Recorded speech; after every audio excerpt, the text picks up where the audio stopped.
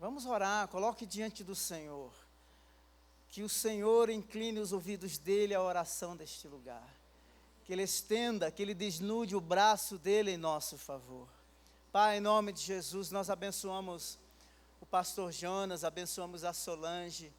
Nós os cobrimos com as nossas orações. Pedimos que o Senhor os renove fisicamente, espiritualmente, emocionalmente. Deus eterno, que eles experimentem a visitação dos céus, do poder do Espírito Santo, em nome de Jesus. Abençoamos a dona Quitéria, Senhor eterno, que está lidando com esta enfermidade. Toma a vida dela nas tuas mãos. Aquela mulher que tem sentido dores, que tem sofrido.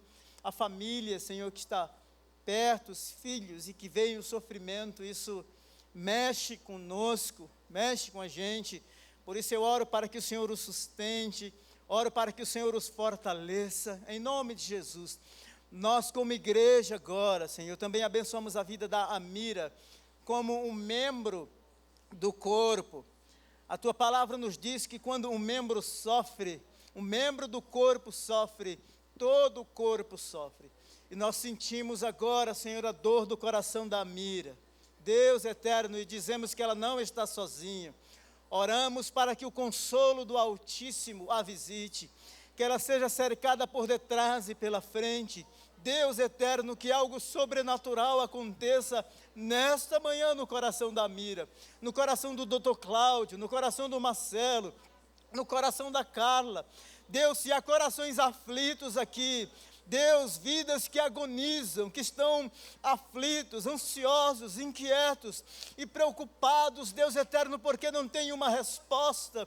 Senhor, desnuda o Teu braço, manifesta o Teu poder, envia o Teu socorro. Nós nos refugiamos em Ti. Nesta manhã, mais uma vez, abençoamos a vida do Rafael Moreira. Deus eterno, nós o cobrimos com as nossas orações, que ao entrar, Deus eterno, naquela sala de cirurgia, Deus, os Teus anjos estejam ali, que cada detalhe da cirurgia, desde aquele que vai aplicar a anestesia, o cirurgião, os enfermeiros, Deus eterno, nós colocamos toda a equipe nas Tuas mãos, em nome de Jesus, que o Senhor conduza cada fase, cada etapa. Nós colocamos os médicos, toda a equipe nas Tuas mãos, em nome de Jesus. Oramos, ó Deus, oramos e abençoamos a vida do Rafael, abençoamos a vida da dona Vera também, como mãe, que o coração dela descanse no Senhor. Deus eterno, que a paz que excede todo entendimento se estabeleça no coração dela. Oramos por nós mesmos como igreja, Senhor eterno.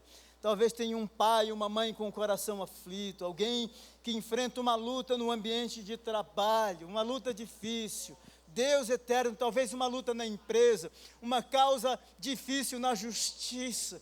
Talvez alguém esteja lutando com um problema no casamento que não vê solução. Deus, nós oramos para que o Senhor traga luz.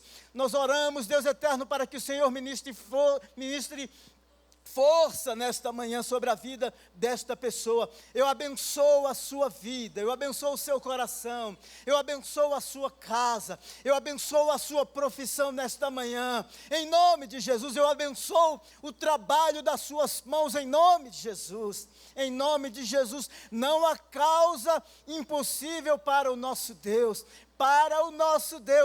todas as coisas são possíveis. O nosso Deus realiza o impossível, em nome de Jesus. Amém. Glória a Deus. Louvado seja o nome do Senhor.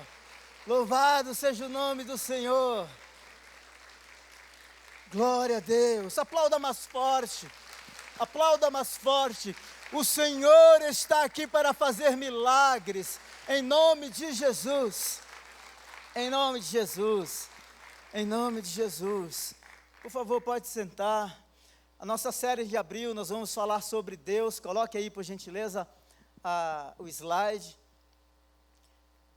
E teremos algumas mensagens. Hoje falaremos sobre e que Ele é o único Deus. Próxima semana, Ele é Criador e soberano. Isso. O verdadeiro Deus. Não há ninguém semelhante a Ti, ó Senhor. Tu és grande e grande é o poder do Teu nome. Queria que você realmente se esforçasse para ouvir todas as ministrações. Culto das 8, culto das 10h30, 17, 19h30. Aprendermos um pouco mais sobre o nosso Deus. Na terceira semana nós vamos ter aqui a Páscoa, né, a apresentação de Páscoa, mas o nosso quarto tema será que o nosso Deus é um Deus pessoal. Eu gosto desse tema, viu? Eu gosto desse assunto. Nosso Deus é pessoal, não é? Maravilha!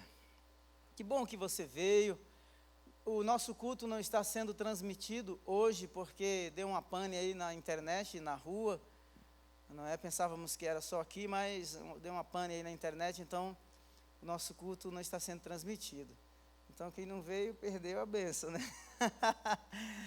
Eu não sei se está sendo de repente gravado aqui mesmo, internamente depois será postado, mas ele não está sendo transmitido, tá bom? Eu queria que você abrisse em Jeremias no capítulo 10.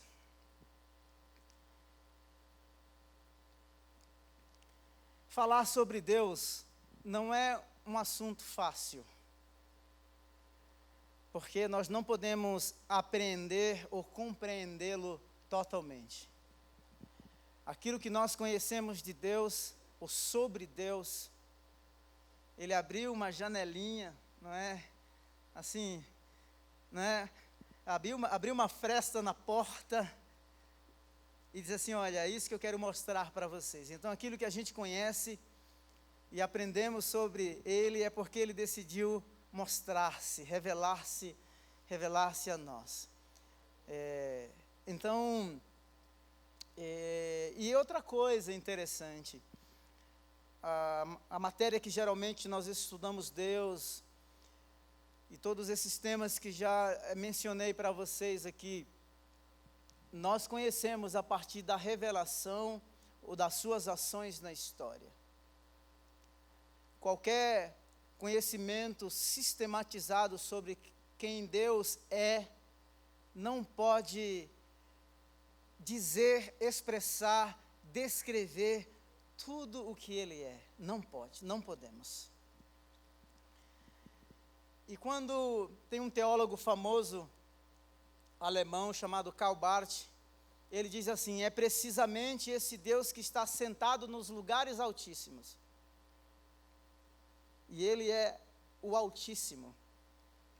Nos lugares altíssimos que se tornou tal para o homem.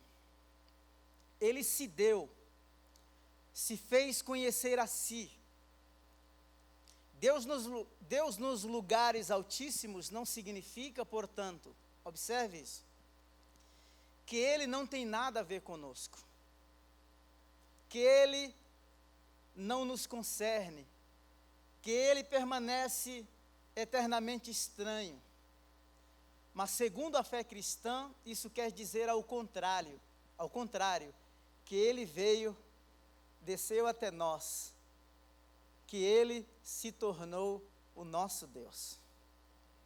Esse é um aspecto muito distinto do cristianismo. O Deus do cristianismo é um Deus distinto. Ele é o Pai Nosso que está nos céus. Ele é aquele que nós o chamamos de Altíssimo e Ele é. Ele é o Deus que a nossa razão não pode captar e explicar, mas Ele é o Deus que se fez conhecido, Ele veio até nós.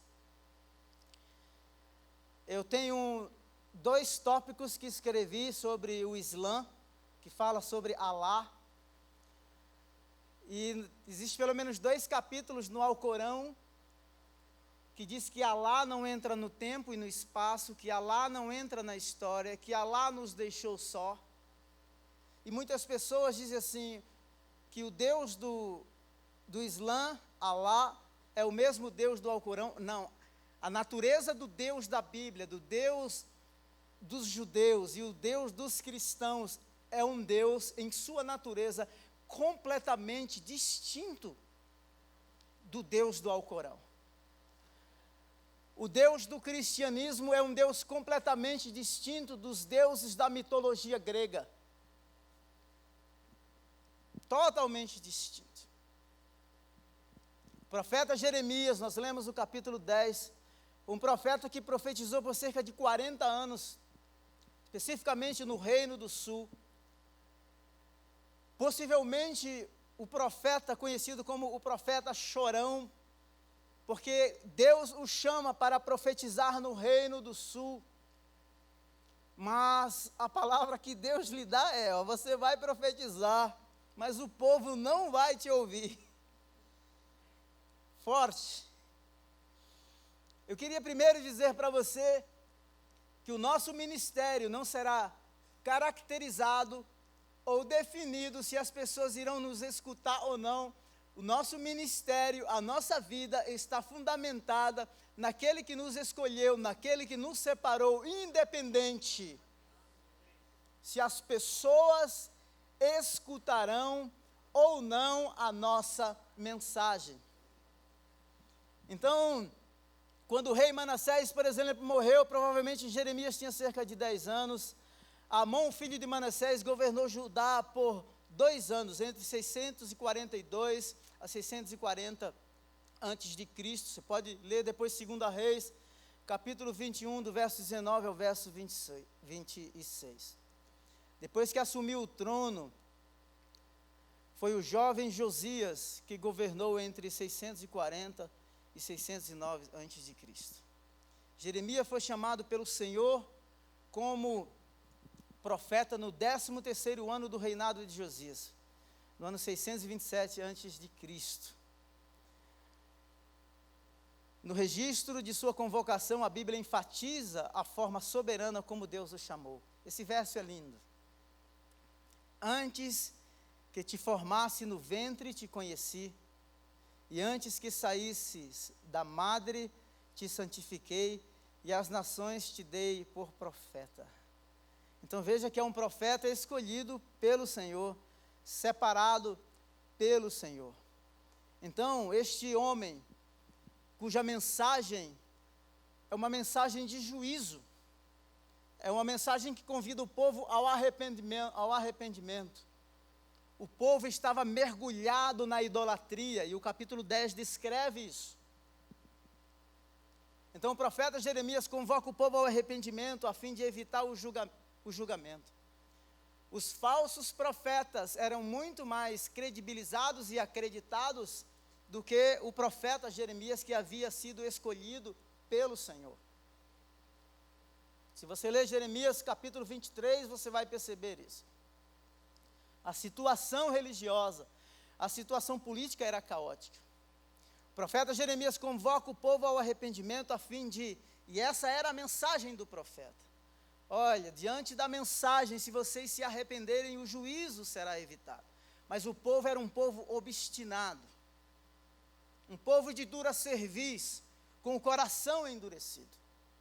E não ouvia a palavra do profeta, e os falsos profetas diziam assim, não, o juízo não vai acontecer.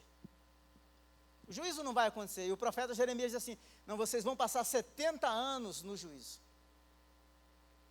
Em juízo. Exilados. E Jeremias capítulo 29 descreve bem isso, não é verdade? Porque eles não queriam desfazer as malas, quando estavam exilados na Babilônia, assim, olha, tenham filhos, construam casas, plantem vinhas, porque o negócio não será tão rápido assim não, serão 70 anos. Depois de cumpridos 70 anos, vocês vão retornar à terra.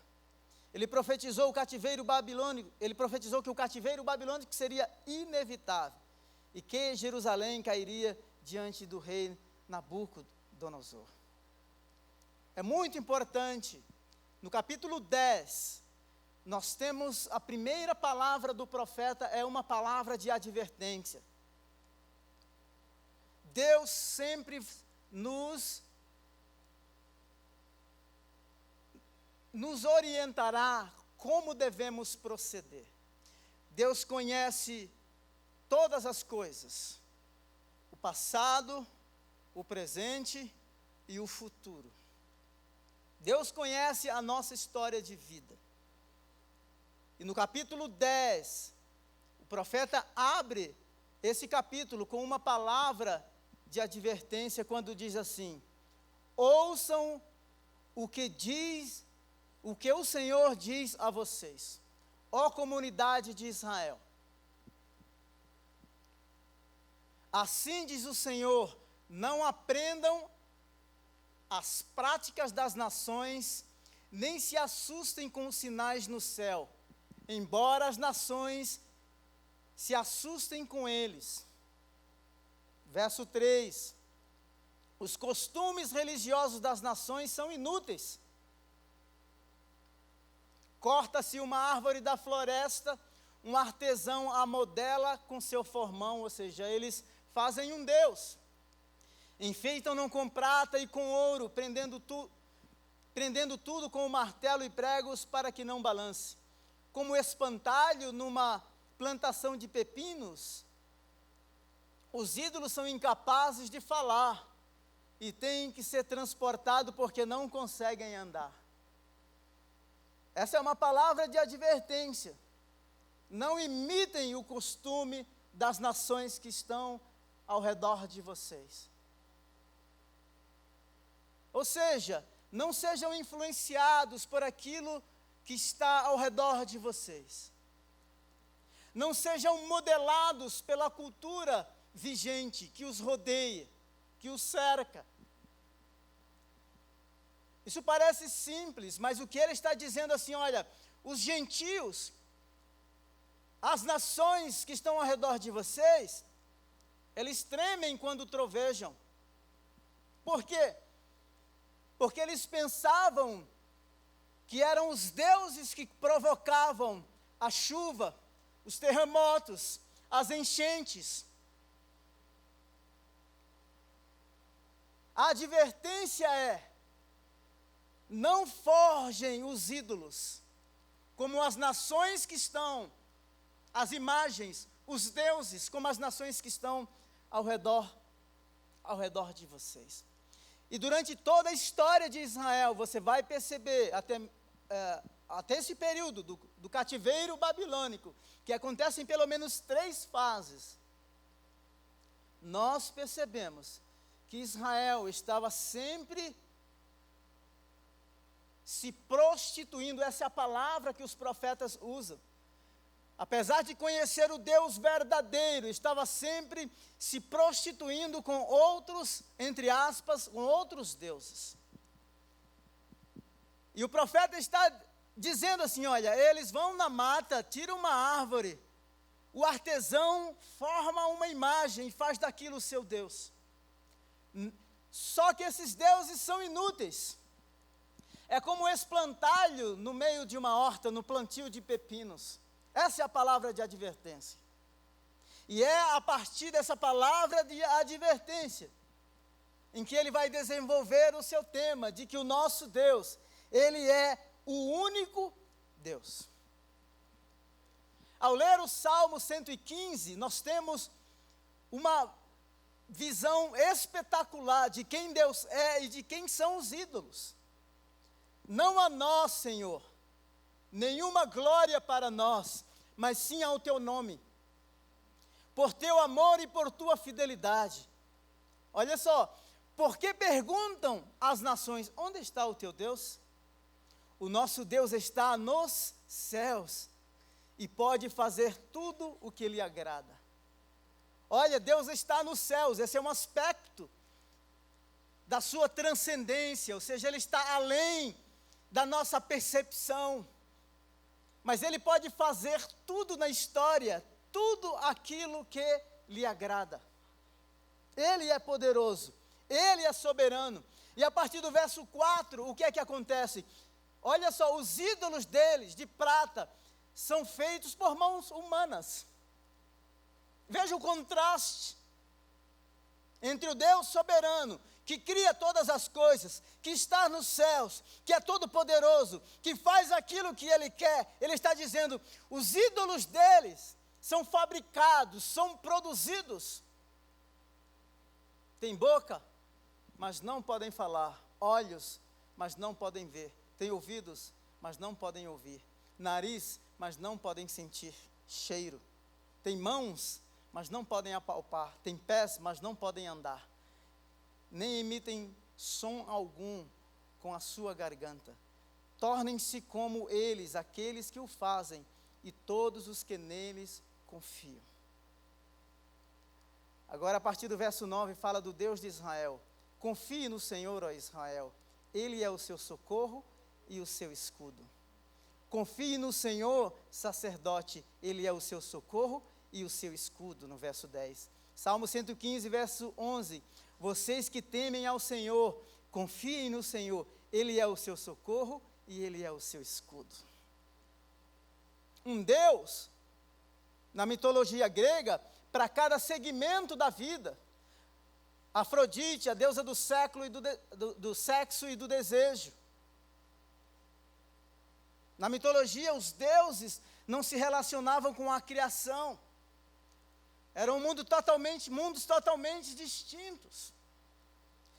Morfeu, o deus do sono, Júpiter e tantos outros deuses. Ou seja, no Egito, o Nilo era visto como um deus. O faraó era a encarnação dos deuses. As 10 pragas nada mais é do que um protesto do Deus eterno contra o panteão dos deuses no Egito, mostrando que o Criador de todas as coisas é soberano e que reina.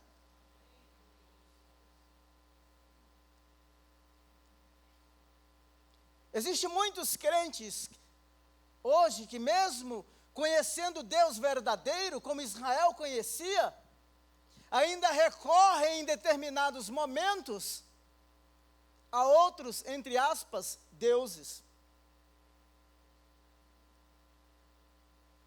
Muitos oscilam em sua fé. Quantas pessoas fabricam os seus deuses?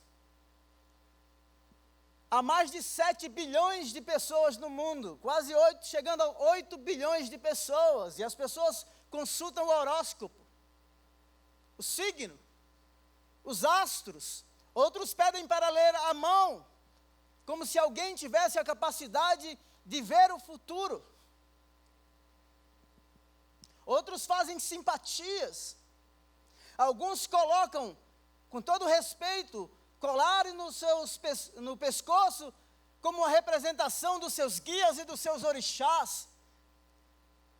Mesmo assim vivem e continuam inseguros, com medo de serem opressos, destruídos. Não há Deus como o nosso Deus. A recomendação que Deus havia dado para o povo de Israel Ele é incomparável porque Ele não pode ser fabricado, Ele não pode ser produzido. Não tem como expressar Deus esculpindo ou a divindade em toda a sua plenitude, num pedaço de madeira decorado com ouro, com pedras preciosas, com metais. Não. Quem não te temerá, ó Rei das Nações? Essa é uma pergunta. Os ídolos eram deuses tribais. Baal era o deus que fazia com que a terra produzisse. Os deuses do Nilo, Deus da floresta, os deuses das cachoeiras, e assim por diante, eram deuses tribais, locais, restritos geograficamente. Ele é o único Deus, porque Ele é o Deus de todas as nações. Ele reina em todas as nações. Ele é Senhor de toda a terra. Quem não te temerá, no verso 7 de Jeremias, capítulo 10, verso 7. Quem não te temerá, ó Rei das nações? Esse temor te é devido entre todos os sábios das nações e entre todos os seus reinos. Não há absolutamente ninguém comparável a ti. Ele reinou no Egito, ele estava presente no deserto, ele está no sertão, ele está na zona urbana, ele está em todos os lugares. Ainda se no Sheol, como diz o salmista, fizermos a nossa cama, ele ali está.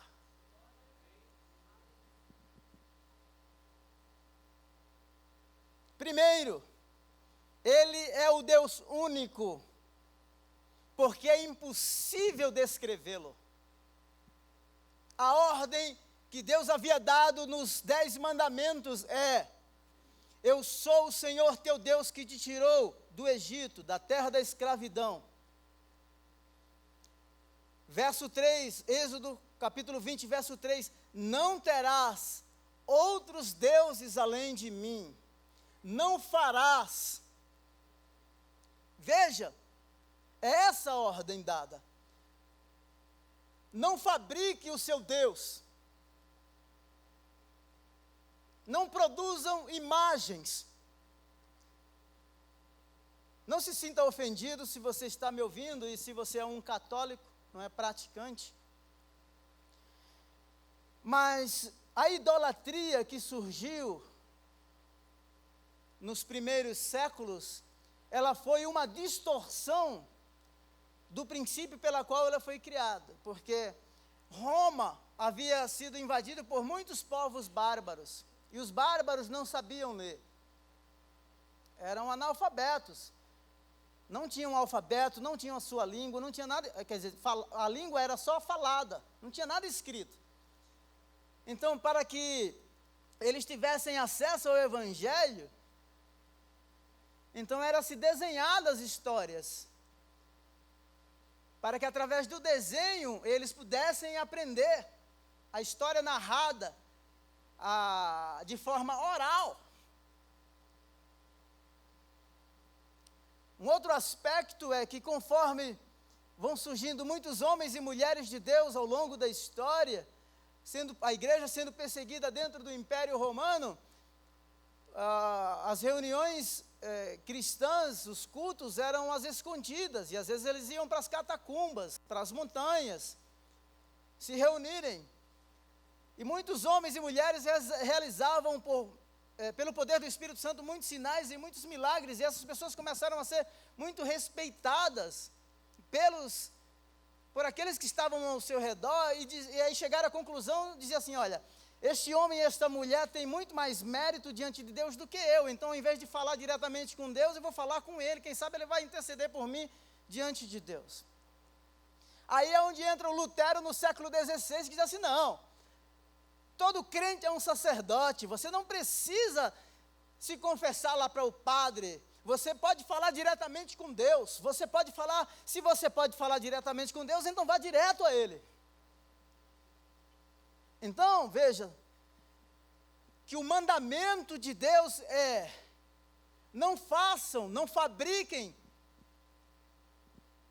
seus deuses. Porque qualquer fabricação ou a reprodução da divindade não reflete quem Deus é. Não reflete quem Deus é. Um outro aspecto que eu quero enfatizar é a ideia de resgate de salvação que tem em Êxodo, no capítulo 20, no verso 2. Eu sou o Senhor, o teu Deus. Deus é pessoal.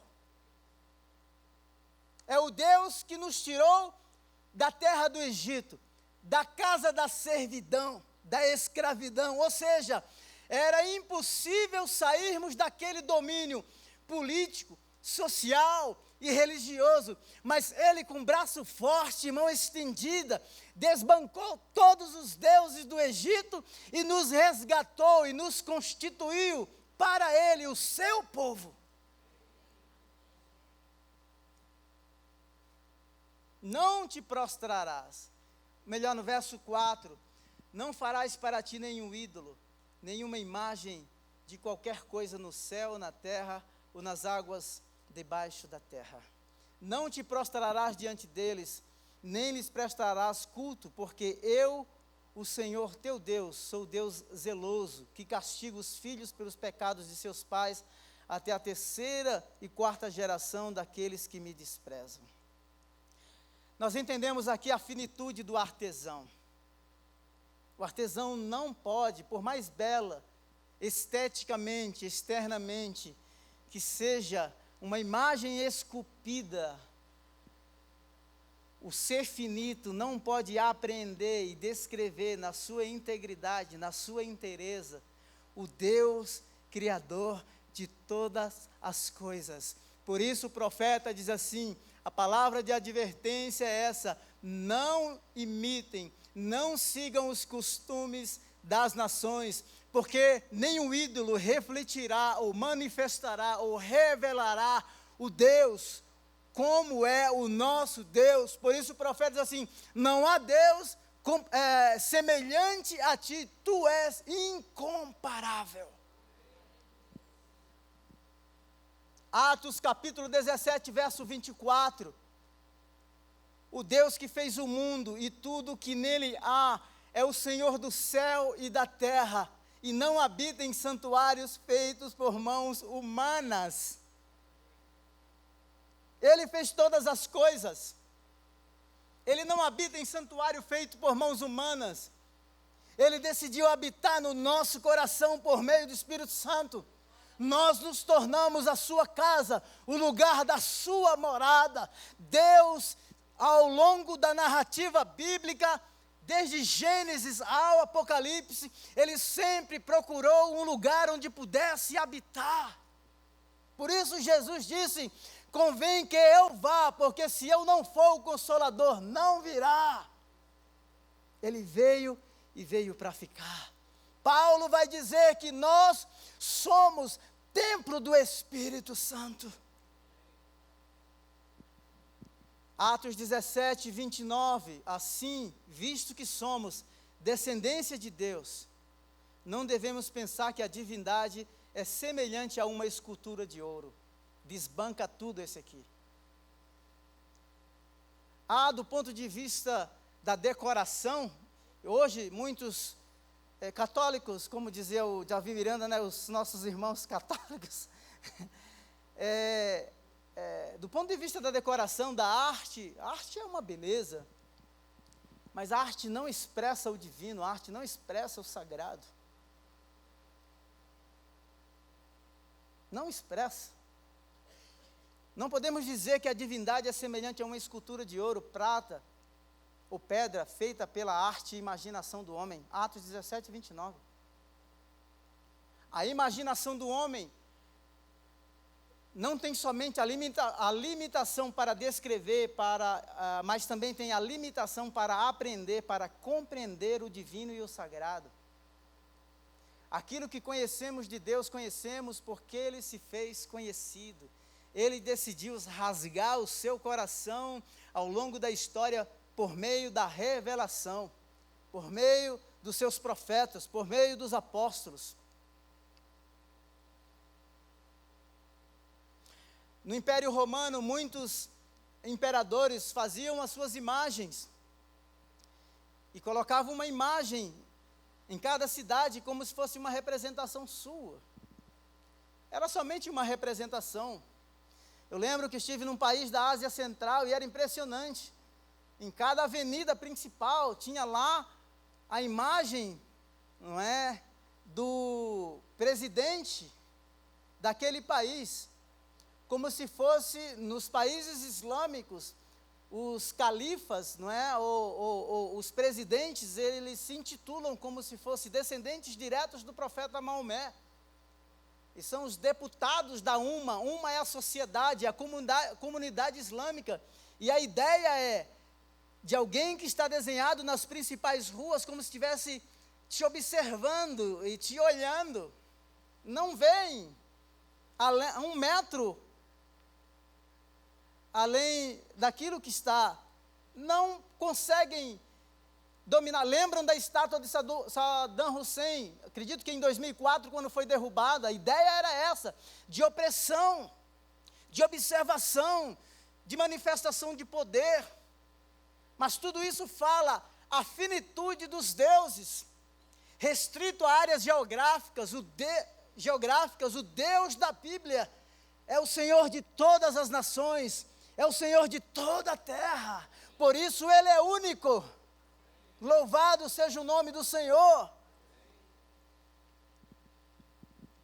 O Deus que a fé cristã confessa não é a maneira dos deuses deste mundo. Escute isso, por favor.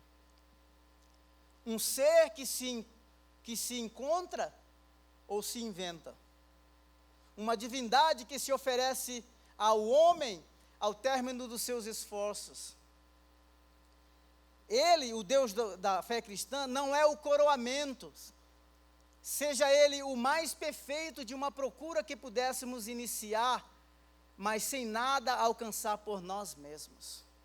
Ele está dizendo aqui que o Deus da fé cristã não é o resultado da busca do nosso esforço. Não fomos nós que fomos até Ele, foi Ele que veio até nós.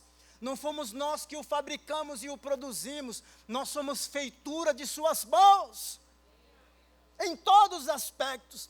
Feitura das suas mãos, porque somos sua criação, e nos tornamos dele, porque fomos redimidos por ele, por meio do sangue do Cordeiro.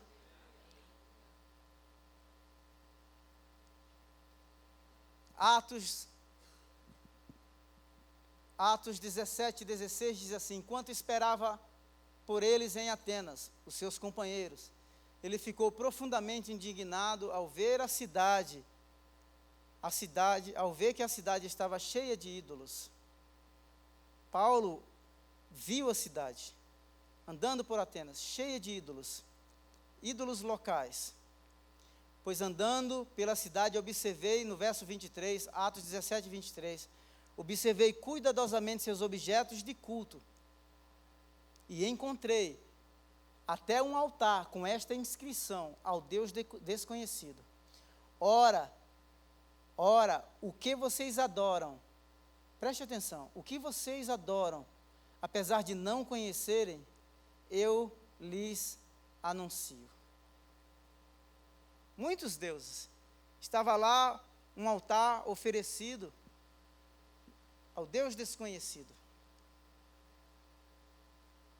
Hoje é, entre aspas, chique, é moda, por causa da tolerância religiosa, que na verdade não há. Outras religiões e filosofias são toleradas em muitos ambientes, mas geralmente a fé cristã, ela é reprimida e ela é rechaçada em muitos ambientes, porque o evangelho é contracultural. Agora, Deus tem um lugar na cidade. Ele reina. Ele é Senhor das nações. Ele é todo-poderoso. Deus pode estar no meio desses altares, mas ser um eterno desconhecido, como em Atos capítulo 17. E o Paulo vai dizer assim: olha, vocês até adoram, mas esse Deus que vocês adoram não conhecendo, é este que eu anuncio a vocês. A primeira coisa que eu queria que nós pensássemos como Igreja Batista do Povo, ao andar pela cidade, quais os ídolos que nós enxergamos e como nós respondemos emocionalmente e espiritualmente, e quais os esforços que temos feito como pessoas, como cristãos comprometidos com o Evangelho para mudar esta realidade. O ídolo é o ídolo pode ser o ego. O ego reina numa cidade como São Paulo. Falar da cidade pode ser muito subjetivo. O ego reina nas universidades. O ego reina porque dizemos que temos o poder econômico, ou somos as cidades mais fortes do Brasil, temos as melhores universidades.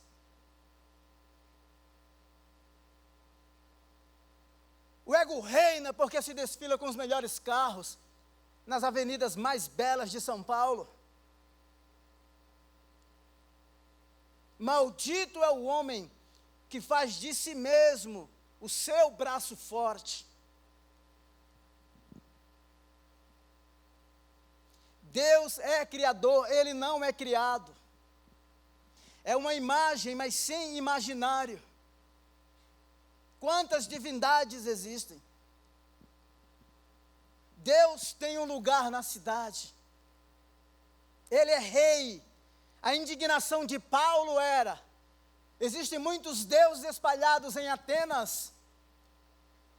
Nestes lugares devia estar o Deus que criou todas as coisas. Ele é quem deveria ser honrado, adorado e exaltado como Criador de todas as coisas.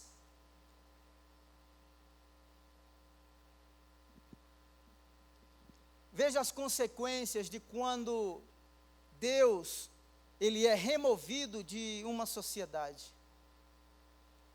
Quando Ele é colocado, quando eu falo, eu estou usando uma linguagem, não é? Deus, Ele está presente. Mas quando o ser humano deliberadamente tenta marginalizá-lo. Foi isso que aconteceu no iluminismo, com o surgimento da ciência. Os filósofos diziam que a filosofia ia fazer uma faxina em Deus, que agora a ciência propõe o progresso da sociedade, sem precisar da fé. No Reino Unido, por exemplo, um ateísta com uma outra escritora fez uma propaganda nos ônibus, 800 ônibus, com os anúncios, dizendo assim: no princípio o homem criou Deus. 800 ônibus, muito cara a propaganda. Uma sociedade secularizada, em que Deus não é mencionado. No iluminismo, as pessoas diziam assim, ou os filósofos diziam assim: não, o homem saiu de um estado de infância, da era das trevas, que era a era em que a criação era explicada através de Deus e da Bíblia, teocentrismo e biblicismo. Agora o homem se evoluiu, chegou à idade adulta, é iluminado, então não precisa mais de Deus, Deus vai para a margem, fora. Veja as consequências de quando Deus é. E eu gostaria que você ouça-me. Eu falei, conversando com ontem, eu estava dando uma aula na integração, e eu falei que esse ano o negócio vai pegar no Brasil. Nós nos tornamos objetos de pesquisa como povo evangélico no Brasil. Você tem a total liberdade de escolher como cidadão em quem votar. Mas eu gostaria que você separasse um tempo e lesse o estatuto, as propostas dos partidos que você vai votar.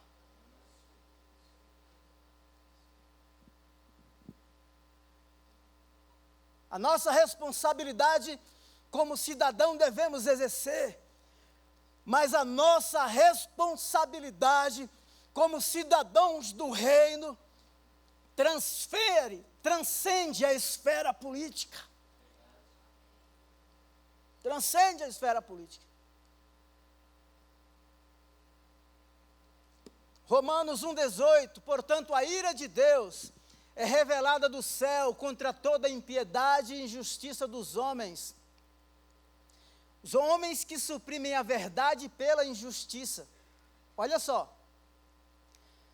Pois o que de Deus se pode conhecer é manifesto entre eles. Primeiro, Deus se revelou. Deus abriu a janelinha e disse assim: filho, filha, veja o meu coração. Experimente o meu amor, a minha graça. Verso 20. Pois desde a criação do mundo, os atributos invisíveis de Deus, seu eterno poder, a sua natureza divina, têm sido vistos claramente, sendo compreendidos por meio das coisas criadas, de forma que tais homens são indesculpáveis. Diante do conhecimento revelado, todos nós somos indesculpáveis, crentes e não crentes, porque a consciência nos diz que há um ser supremo, inteligente, e que nós somos obra e feitura de suas mãos.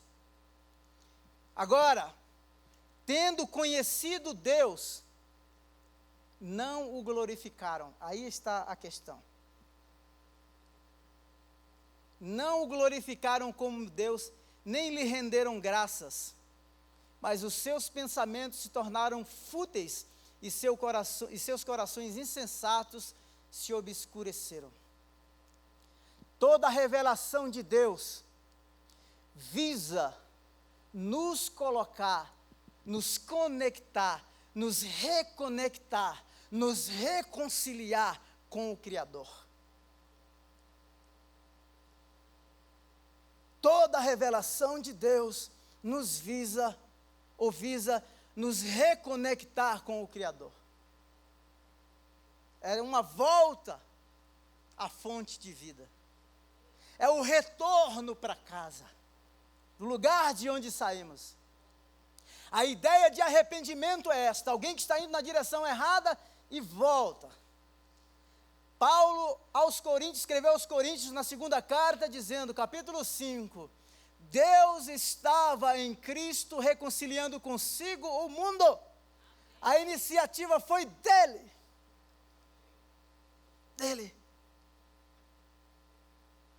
Dizendo-se sábios, se tornaram-se loucos, por quê? Porque rejeitou a revelação, porque rejeitou o conhecimento de Deus, porque suprimem a verdade. Será que a verdade suprimida neste tempo, dizendo que eu mudo de gênero do dia para a noite, dizendo, como diz o Manifesto Comunista e Judith Butler, dizendo assim, que o sexo ou o gênero é uma construção social, colocando as verdades bíblicas e os princípios que mantêm a paz e a harmonia numa sociedade, gerando uma confusão terrível. Será que é normal filmes sendo lançados, um adulto instigando, estimulando a pedofilia, pedindo que adolescentes sendo manipulados o masturbe? E será que se eu protestar contra isso, ou dizermos que isso não convém, vão me chamar de negacionista e isso será os princípios normativos? Absolutamente não. E aí joga-se a ética para o ralo, o respeito, a democracia. Não. Homens que suprimem a verdade, dizendo-se sábios, tornaram-se loucos. E me deixe dizer outra palavra para você, que ainda que saiam palavras desse púlpito, como o pastor Jonas disse, a gente prega a Bíblia, certo? Se você não concordar, você vai brigar com aquele que nos deu a Bíblia. Mas seja como crente bereano, a gente manda daqui para lá, você lá, Atos 17 diz assim, que eles examinavam para ver se o que Paulo falava fazia sentido. Olha aqui, sabe uma coisa que me preocupa? E aí não é, quando eu ouço ou vejo crentes, qualquer pessoa que se tornou cego por causa de uma ideologia. Cegos. Um cego não pode guiar outro cego. Ambos cairão na cova. Ambos caminharão para a ruína.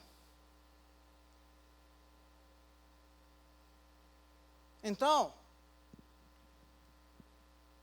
qualquer proposta sociopolítica e religiosa, o crivo são os princípios cristãos.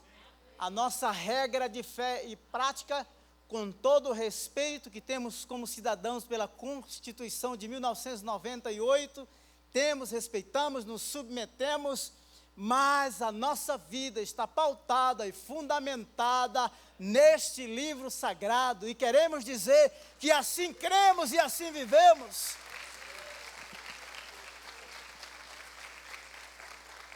Glória a Deus.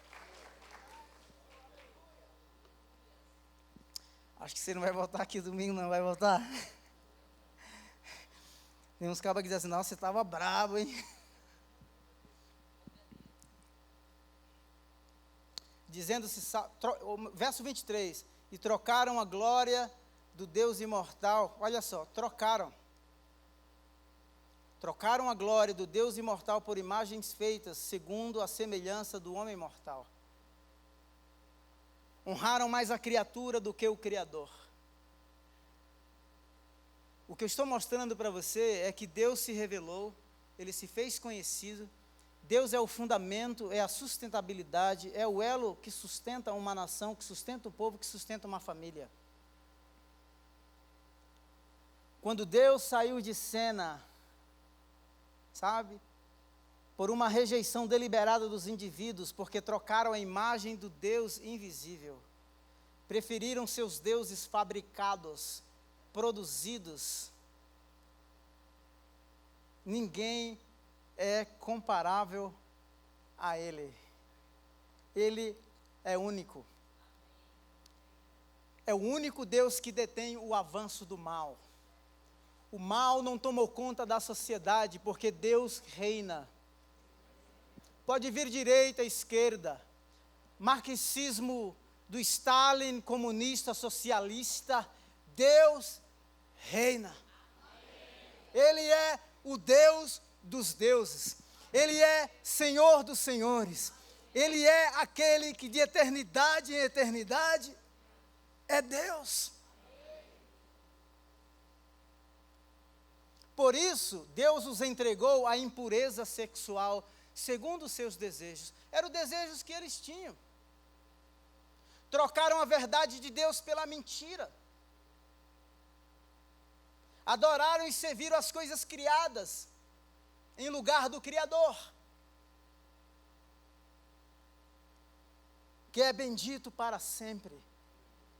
Nós somos uma luz que aponta para este Deus Criador, grandioso e sublime.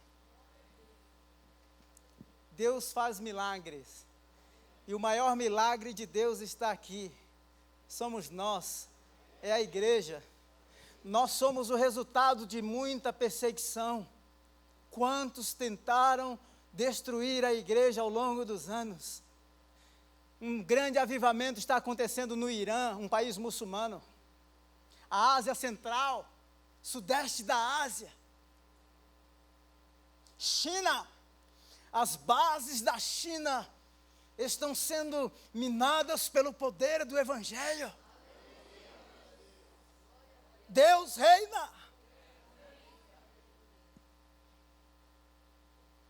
Além do mais, visto que desprezaram o conhecimento de Deus, Ele os entregou a uma disposição mental reprovável.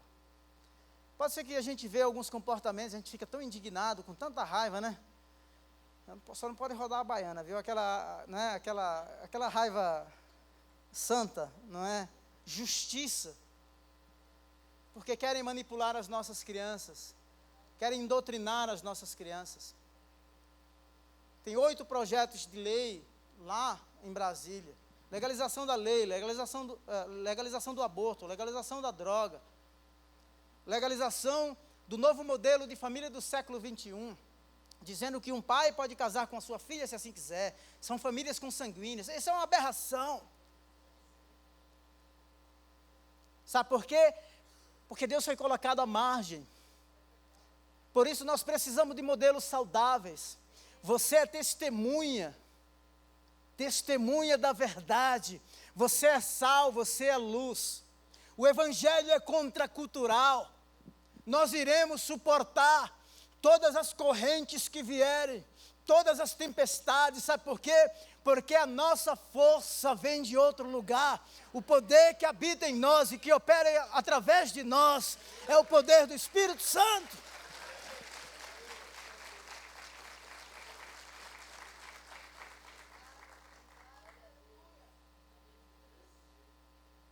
Glória a Deus. Eu queria que você soubesse que Deus é um mistério. Esse negócio dessa palavra, os pentecostais gostam dessa palavra, é mistério. É ou não é? Eita! Fala de mistério, o assembleano já faz assim. Mas Deus é um mistério que decidiu se fazer conhecido. Apesar de toda a nossa incapacidade, de compreendê-lo. Ele se revelou a nós. Deus é muito estranho, ou o conceito sobre Deus pode ser muito estranho à mentalidade moderna, à ciência moderna. Nós queremos colocar Deus dentro dos nossos pressupostos filosóficos, tecnológicos, científicos. Deus não é objeto da especulação, da razão humana. Não. Por isso, lá, quando Paulo prega no Areópago, as suas ideias soam como ideias estranhas, porque ele está pregando sobre Cristo e sobre a ressurreição. E os caras vão dizer assim, esse camarada está pregando algumas ideias que são estranhas. Que Deus abra os olhos do seu coração. Olha só, e se você se orgulha da ciência, você me desculpe. Se a ciência surgiu como instrumento de libertação, como os humanistas e os cientistas disseram, ela se tornou e hoje é um dos maiores objetos ou meios de escravidão. Então, menos, não é? Alguns filósofos e epicureus estoicos começaram a discutir com ele. Alguns perguntavam, o que está tentando dizer esse tagarela? Outros diziam, parece que ele está anunciando deuses estranhos. Pois Paulo estava pregando as boas novas a respeito de Jesus e da ressurreição.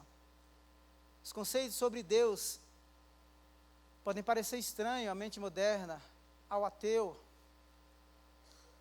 Pode ser. Mas de repente, Deus abrirá os olhos do seu entendimento e você se dará a oportunidade de desenvolver, mesmo estudar, já que você gosta do negócio mais robusto, não é? Estude, mas estude com o coração aberto. Estude, peça para que o Espírito Santo opere na sua mente e no seu coração. Porque pelos olhos da razão, nem crente, nem ateu vai ter a percepção de quem Deus é. Nós temos o conhecimento dele porque ele se revelou até nós. E eu quero encerrar com citando 2 versos, principalmente, de 1 Coríntios capítulo 1 e capítulo 2. Pois a mensagem da cruz é loucura para os que estão perecendo, mas para os que estão sendo salvos é o poder de Deus. Verso 20 de 1 Coríntios. Onde está o sábio? Onde está o erudito? Onde está o questionador desta era? Acaso tornou Deus louca a sabedoria do mundo? Paulo está dizendo assim que, segundo a sabedoria mundana, você não vai ter a percepção de quem Deus é. Depois no capítulo 2 ele vai dizer assim, olha, o espírito do homem compreende as coisas do homem, mas o espírito de Deus compreende as coisas de Deus de tal forma que vai a fundo no próprio Deus. E aquilo que conhecemos de Deus, Ele nos fez conhecer por meio do seu Espírito. Então eu gostaria que a gente orasse. Por favor, se coloque em pé.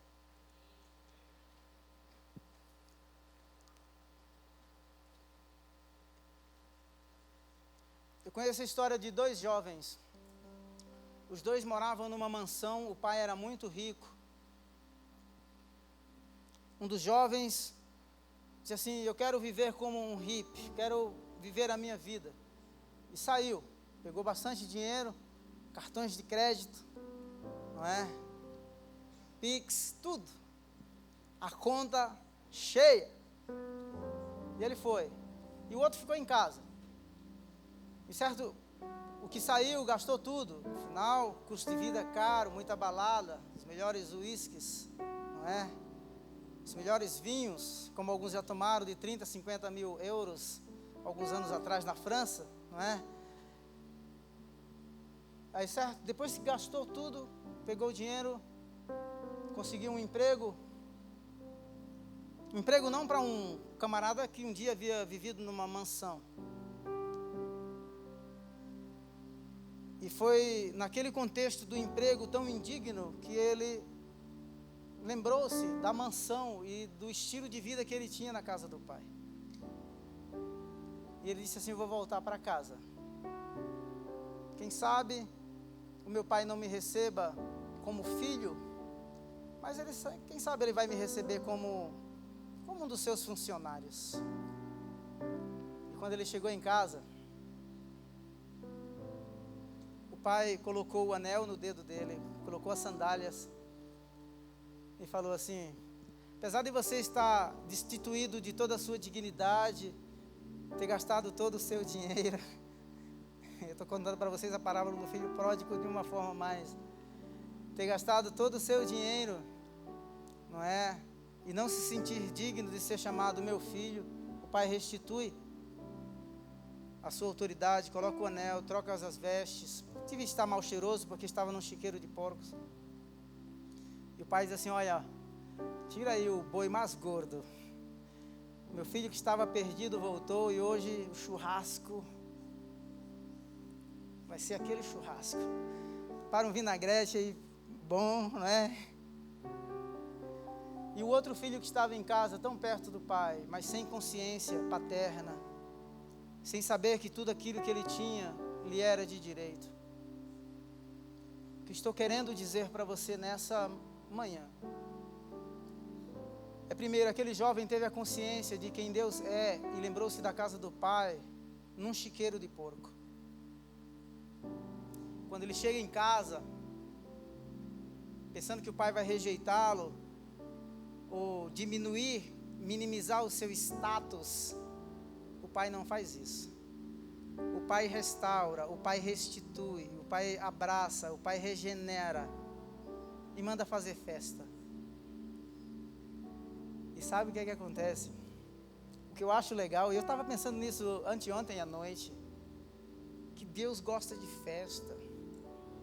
Aquele cara maltrapilho, ele não somente, apesar de ter gastado todos os seus recursos, ele não somente move toda a casa do seu pai, os seus funcionários, e promove uma festa, mas ele promove uma festa nos céus. Fala aí, não é lindo isso?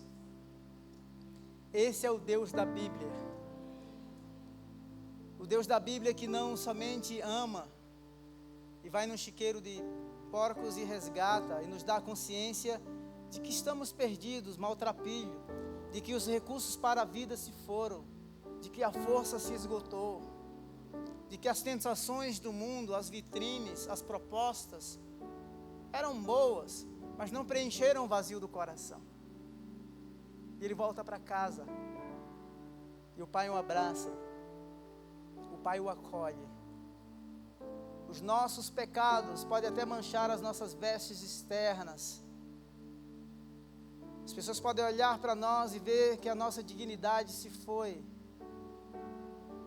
Mas o Pai sempre nos verá como filhos. Nós temos o DNA dele, e quando voltamos para casa, apesar de toda a nossa indignidade, a festa na casa terrena, mas a festa nos céus. Nesta manhã você tem a oportunidade de voltar para casa, do lugar de onde saiu, casa a qual você tem consciência e tem saudade. Talvez você pense assim: não, mas não é, tomar o trapilho sujo, cheirei muito, não é, tomei todas, me prostituí, me vendi, fiz comprometimento com outros deuses que não eram deuses. Me permita lembrar, porque ninguém é semelhante a Ele.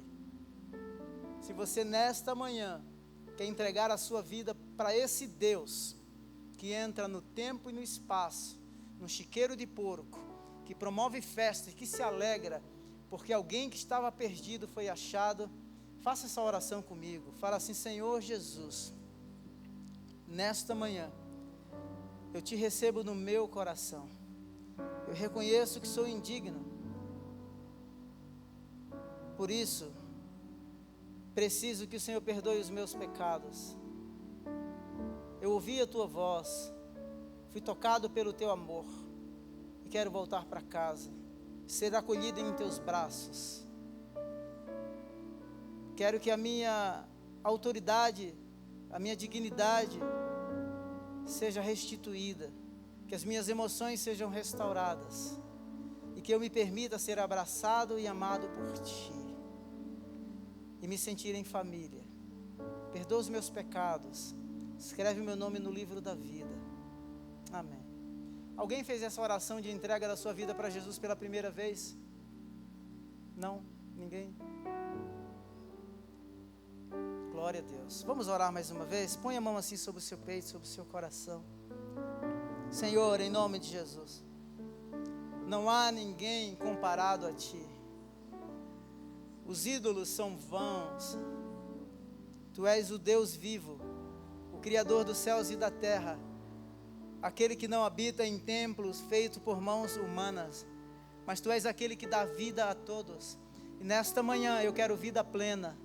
Pedimos vida plena, pedimos realização em Ti, pedimos realização em Ti. Dizemos que Tu és aquele que nos completa, Tu és aquele que nos satisfaz. Deus, em nome de Jesus, Tu és aquele que nos satisfaz. Louvado seja o Teu nome. Renova, Senhor, o nosso ser interior. Nós colocamos diante de Ti as nossas lutas, sejam desejos carnais, sejam, Senhor eterno, sonhos que na verdade são mais humanos e carnais do que os Teus sonhos. Nós abraçamos os Teus projetos, Senhor eterno. Nós nos rendemos a Ti, ao Deus que tudo pode. Guia cada passo da nossa vida profissional, da nossa vida familiar, do nosso casamento, da nossa empresa, Deus eterno, da educação dos filhos. Deus eterno, nós precisamos de Ti. Tu és o nosso socorro, Tu és a nossa força, Tu és o nosso Deus, Tu és a nossa luz, Tu és o bom pastor que nos guia. Guia-nos neste mundo de trevas, em nome de Jesus. Que aos famintos e aos sedentos prepara uma mesa no deserto, Senhor eterno. Sê o nosso escudo, o inimigo está ao nosso derredor, bramando como um leão, procurando a quem possa tragar, devorar, destruir. Mas dizemos nesta manhã que maior é aquele que está conosco do que aqueles que estão no mundo. Dá-nos uma semana abençoada, cheia da Tua graça, do Teu cuidado, em nome de Jesus. Abençoamos mais uma vez a vida do Rafael, a vida da Amira, a vida do Marcelo, Deus, a vida da Carla, a vida da dona Quitéria, a vida do pastor Jonas, a vida da Solange. Deus eterno, que os corações que estavam ansiosos e aflitos recebam de Ti a provisão e o cuidado, em nome de Jesus. Aplauda ao Senhor. Glória a Deus. Aplauda mais forte. Bendito seja o Senhor. Bendito seja o Senhor.